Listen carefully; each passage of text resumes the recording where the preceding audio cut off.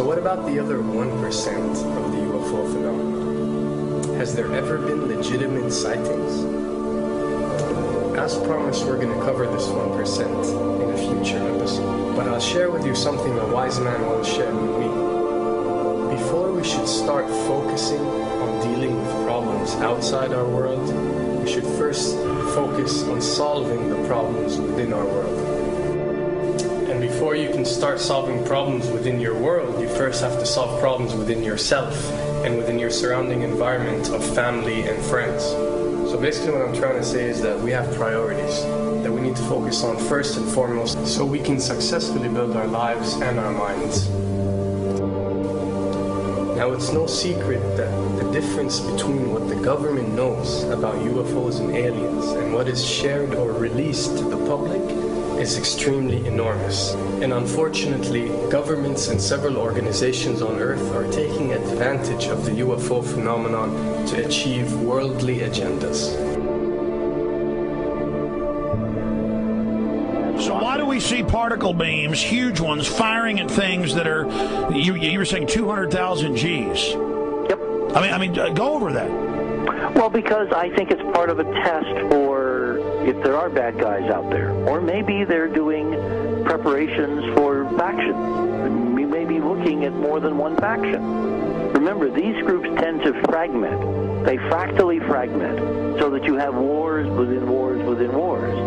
You know. But why would NASA release that footage? Well, remember, you've got all the good guys in NASA, and then you've got a few who are not good guys. The good guys don't know that there's something to keep secret. Remember, the lie's different at every level. They believe the lies they've been told. So when you set up a structure, an institution, which is supposed to be open and above board and is supposed to present live TV of the shuttle missions, they present live TV. Now, the controllers can't say, oh, well, you can broadcast this, but you can't broadcast that. Because the honest guys will then say, sure. Well, why can't we broadcast that? So people always say if this was happening, it would come out, and it is coming out. Well, I mean, I agree with you. When you've got the Catholic Church saying we need to love the aliens, they're our brothers, when you've got every major denomination saying it, when you've got all the movies, and you've got, in the 80s, huge programs at the Olympics with aliens landing, fake aliens, and you've got huge things the size of 3 football fields floating over Dallas and stuff all over the place. Something's going on. And then I read government documents about fake extraterrestrial landings. Any of this. Why? I mean, you believe it's fake. Remember Operation Northwoods? Yes. Okay. Or we can go to the, September 11th. Governments do huge, big things to sway populations at key nodal points in history. They love hoaxes. Yeah, well, they manufacture history is what it is. We are building, all my UFO friends, I need to shake them because they're so, frankly, they're extremely naive, Alex. They really believe we're building toward disclosure. I believe we're building toward a mass, carefully manufactured fake event where ETs, who are really humans, who are really part of this secret clique, who are probably Nazis, who have developed and perfected their technology from World War II, which is why you've got to get, Joseph on. They are going to basically fake out the world. And there's an incredible window on the Nazi black ops programs, the compartmentalized, incredible high technology efforts that were being funded by the Nazi war machine, particularly toward the end of the war in a desperate effort to win the war, and they fastened their hopes on several key technologies, some of which appear to be the control of gravity itself, which again is a separate piece of data from my work, which came at this from a hyperdimensional physics perspective. We know there's a lot of suppressed technology. 20 years after the B-2 bomber was already in service, they declassify it. So we have a lot of cases of that. We know there's a whole shadow government.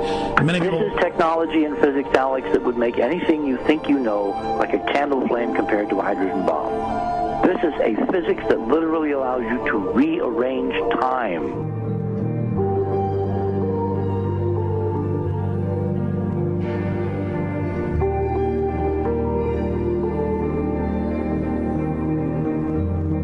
experiment. But I mean, imagine you've got all these compartments in these pyramids within pyramids of compartmentalization. That's why that's the New World Order symbol.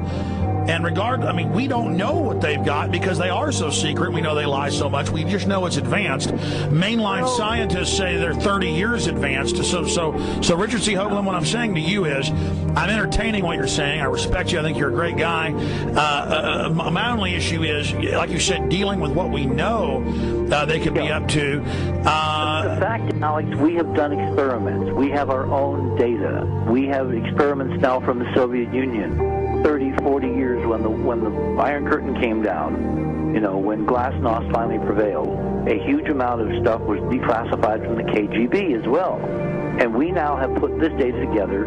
We not only know what the physics is, we know what it can do, we know what it's based on, we know how to make it work. We've seen in our own experiments ample evidence. We've seen experiments across the American landscape and even in Europe that vindicate various parts of this. And the latest thing I'm working on, it looks like von Braun himself was deeply involved in some of this early physics experimentation, but they're keeping all the good stuff for themselves. The reason is that if we got access to the good stuff, if we got access to the technologies, the energy, we wouldn't be worried about $4, $5 a gallon gas or $10 a gallon gas. We would live like people are supposed to live, all 6 billion of us who could live lightly on the earth, Alex, with this technology. And live longer. Absolutely, and better, and you could live to 200-300 and have the virility of your 20s and 30s. There's extraordinary medical breakthroughs, there's extraordinary physics breakthroughs, technology breakthroughs, energy. It's all been kept away. Think about it. We're already on a planet hurtling through space, all these wonders around you, and you've been taught it's bizarre to question, and that's because there's so many kooks in the alternative movement who do talk about ridiculous, Hollywood-style green men, instead of really looking at the shadow government and all these crazy secret societies that are admittedly running NASA and the shadow government. Well, ladies and gentlemen, during this talk that I'm going to give you, I'm going to explain to you the history of this phenomenon, who the secret government really is, and I will name them by name, beginning group, the study group. I will tell you who they are today. I'm going to tell you what this is all about. I'm going to tell you who's selling drugs to your children, and I'm going to tell you why the United States government is afraid for you to find out what the truth is regarding UFOs.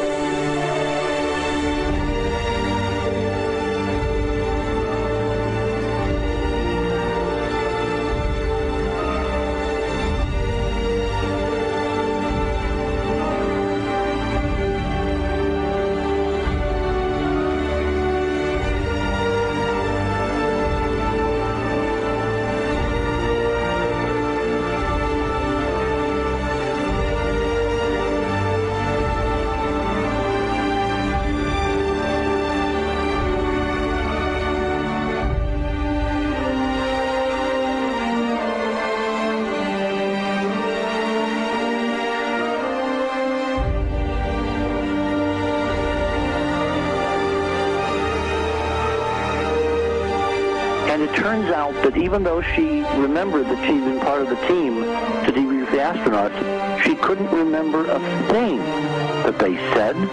She couldn't remember why she no longer was working with NASA. She couldn't remember. In other words, her memory lapses were enormous, and I don't think they were feigned, because we now found the same pattern in all the flight crews. Because the awful truth, Alex, is they have been brainwashed. They have been mind controlled. They have had a technology, a very sophisticated technology, which took away the real missions that they experienced.